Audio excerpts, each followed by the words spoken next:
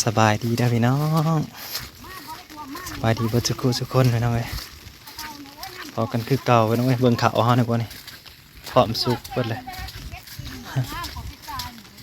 แถวนี้งามกว่าพี่กายนี่ทีมสิไปตึกสะดุ้งว่าซะฮะก็สิลงไปยามแหย่งเดี๋ยวสิไปเบิ่งป้าเราอยู่เราย่อถือคูบาทได้ของปลามาหรือน้องปลาไปว่ามันลงเลยนะมันลงรอบสุดท้ายแล้วแต่มันจะกลางยากเนี่ยแล้วมันจะแคบแท่นั้นนะ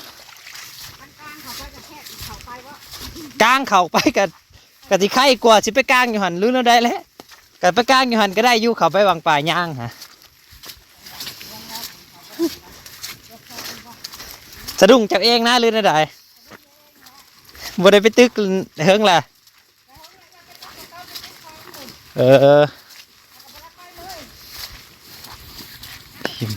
ย่อสะดุ้งหยกย่อเนาะให้ดูย่างก่อนนะว่าเป็นดูนะเป็นแม่นะเป็นลูกเบิ่งไกลๆจนเบิ่งคักอะไรวะเบิ่งคักอะไรวะพ่อแม่ได้นี่วะเนี่ยเพิ่นลงมาลุกหยาแม่ได้นำหลังนะ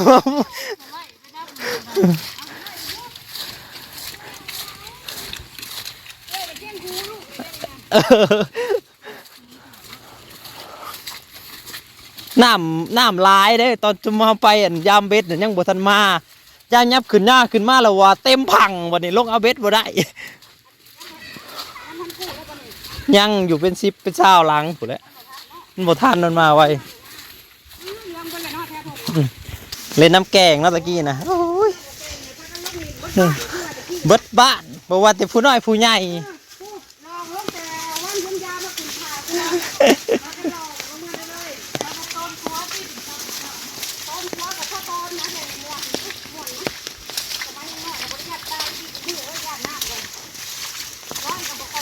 ก็คือบุเห็นมีไฟตายเนาะเนาะเก่งเบิดลอยน้ำนะบุวันก็ไฟบุยังกันยังรอดมา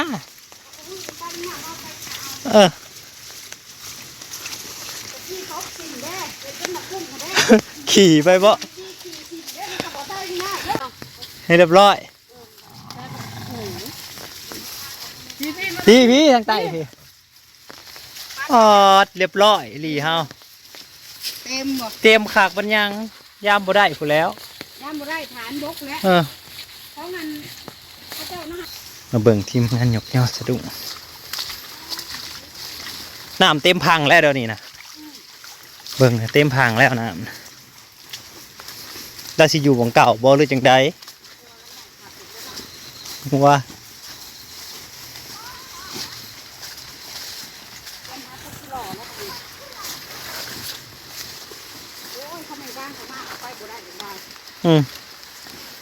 เห็นอยู่บ่แหละตะกี้เราอยู่นี่แหละย่ายทับไปใช้อีกแล้วเนาะ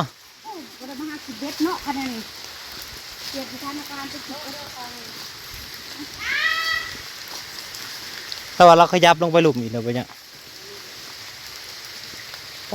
ถั่วน้ำ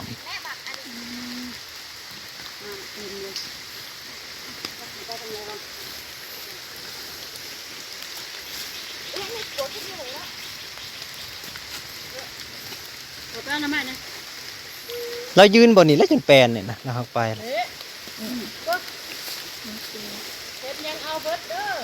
เก็บให้เบิร์ดนั่นกันเนี่ยเรายับลงกันอยู่อันใต้แหละปากหัวหิลาดกูตายน้ำไปผุดแหละมันจังมวนน้ำคือกันกันกันน้ำเว้นมองกับมือคือกันเนี่ยบอกว่าอยู่ได้ปุ๋ยนี่แล้วเราผัดเผ็ดช่างงาบสิ่งนี้มาคบพาดึงผ้าลงอยู่ในห้องเราอยู่คิดว่าแล้วแถวนี้มันย่อบ่ได้ดอกมันหก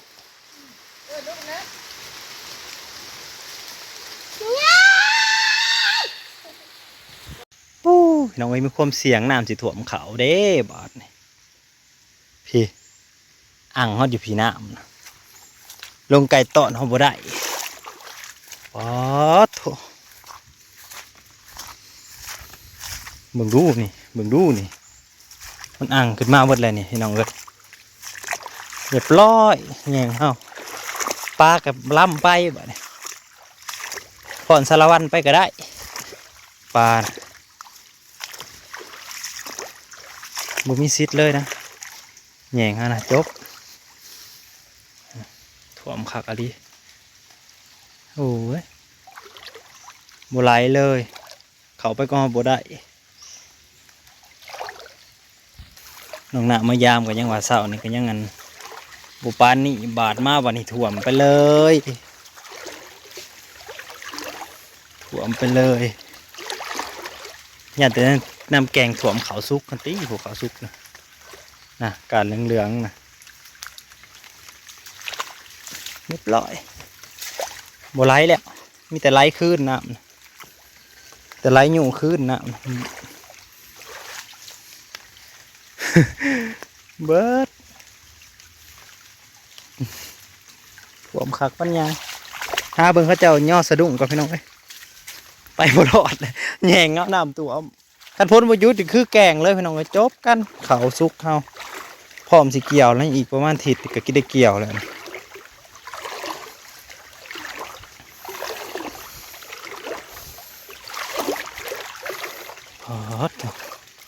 มันดันหอดได้เนี่ยมันดันหอดอันให้หน้าให้ใหญ่ได้เนี่ยยังหอดก้นหน้าให้ใหญ่เลยพ้นไปยังแหล่ยังมืดมาอยู่โอ้ย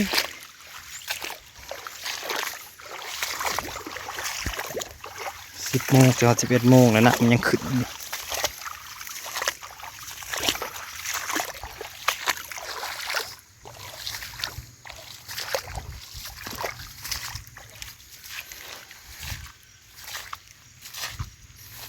ลงไก่บ่ได้เลย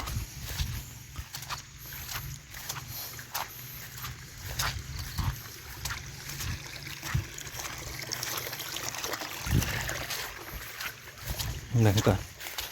มันต้องยุ่แหละนอนนี่ยุ่แหละพี่น้องเลยหอดหน้าให้ใหญ่แล้ว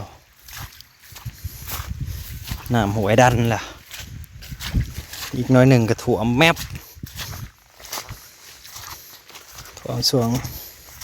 เดือน10 11เนาะเดือน11เดี๋ยวผมบทันฮอดกลางเดือน11ซ้ำดันแล้วน้ำยุ่เลย เขามีความเสี่ยงเพราะว่าตอนนี้มันก็สุกสิเบิดแล้วสุกแห้งเติบแล้วได้นี่มันสุกไปแล้วเขานะรอเท่านั้นแหละแดดก็คือพร้อมเกี่ยวเลยให้นี่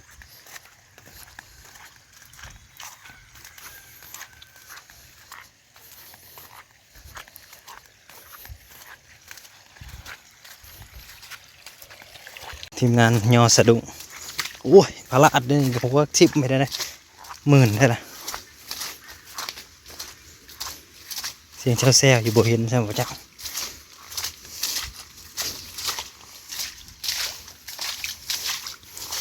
เฮากับมีเดี๋ยวเฮาบ่ได้เล่าคันมันก็เลยบ่ได้มาย่อนำคันมันหมอดกินเบิดละน้ำนี่แห้งอะไรนะ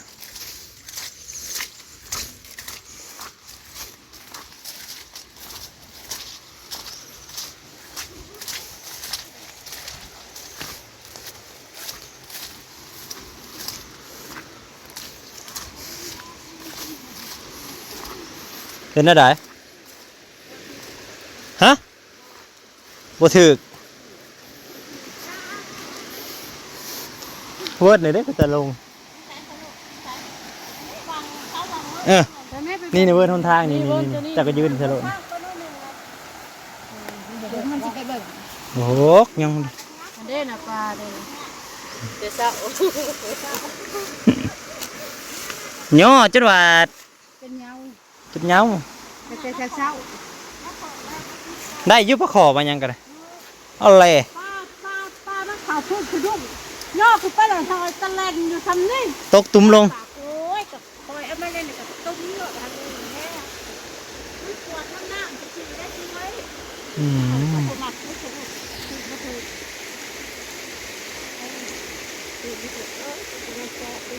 อ๋อสะดุ้งใหญ่เลย ปกศอกพุติเจ็ดผู้ปอด ก็ลงทางนั้นเขาอยู่ทำไมเราหน้ามันไล่เนี่ยลงเหมือนจะลงเลยแล้วลงไปอีกนะ นี่บอลนี่ไปตามมันจิถือมันบุยบุยนี่นี่บอลนี่นะ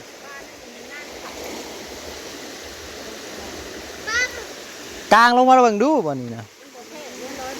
บ่แพ้มันบอลบุยแห้งบ่เอาเบิ่งดูปลาขอปลายังคือภูเขาลองเบิ่งในจักบาทก็เงียบเกิน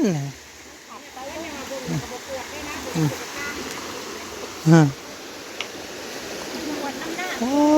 โถน้ำริ้วขนาด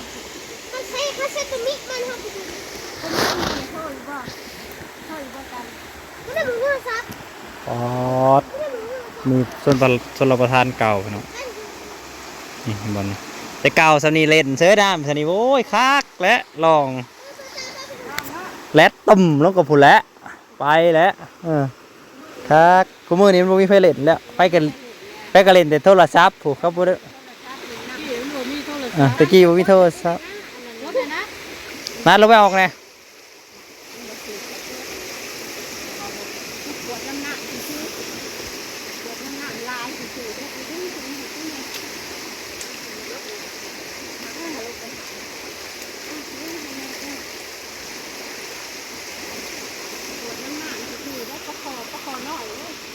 โอ้ปลาพวกปลาเลี้ยงปลายังกับบวเขาจักดิเห็นว่าคุ้มได้เลิกนะฮะเนาะ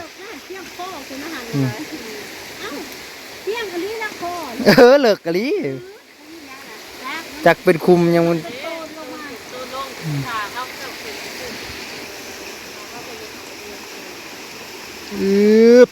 ตบตามให้เบิ่งเลยนะจักบาทโอ้ยปลาซิวกับบุเห็นเขา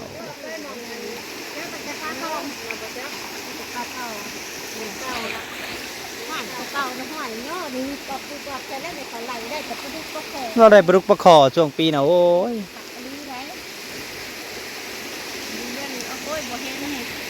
มันลงวิทย์บ่หรือยังไงมือแรกๆอันนี้จะลงมาได้ยุวานมือขึ้นเนื้อได้ปลาขอปลาดุกอยู่สิอ้า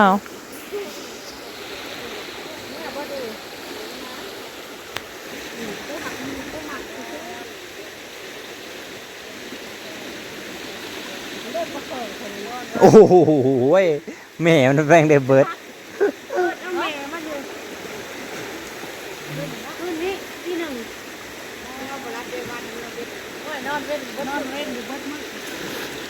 นอนกลางเว้นบ่กลางคืนเลยบ่นอนบ่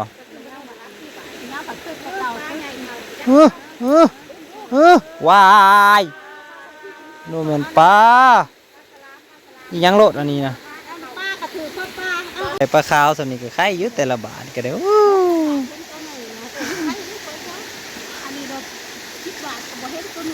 มาเป็นบาทว่าจักแล้วยาวลงจังว่าลังลงมาเหมือนกัน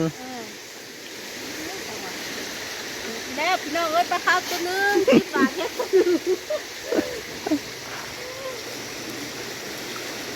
ทั้งเทิงเขาตึกอยู่มาเนาะทางขัวเนาะ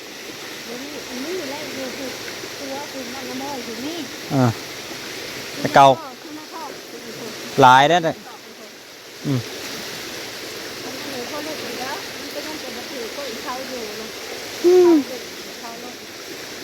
ปลาขับของ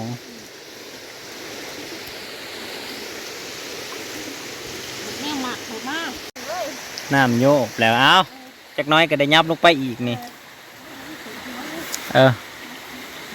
ถ้าได้ยับลงไปอีกมันสิขักอยู่บ่อนี่มันสิเป็นอันนั้นอยู่นี่แต่บ่อนี่มันโนนแห้งเนา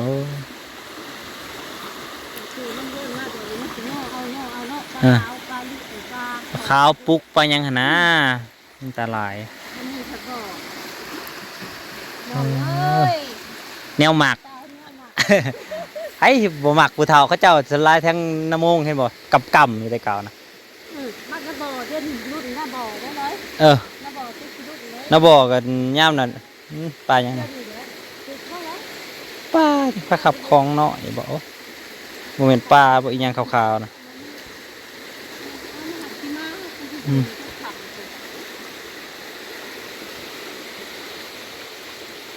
เราเอาเขามาใหายบ่เอ่ยตันอืม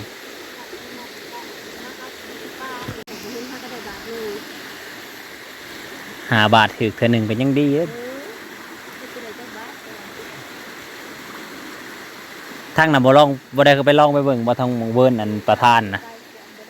ทั้งน่ะไปตาขักกันอยู่ทางน่ะน้ำน่ะปลาเขาหลายสิมีอันสิหลายกว่าตัวนี้อยู่บ่จักปลามันเวิร์นใหญ่ตัวนั้นน่ะ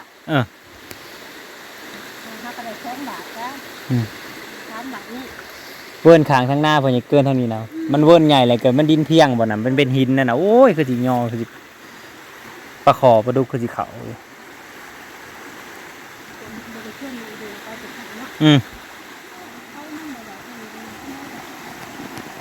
ก็เพิ่นมาเที่ยงหน้าแล้วพี่น้องไอ้ฝนก็ลิ้นอีกแล้วพอกันใหม่เด้อขอบคุณบรรจุกุศลที่มารับชมเนาะขอบคุณทุกๆกำลังใจพอกันใหม่คลิปต่อไปพี่น้องเอ้ย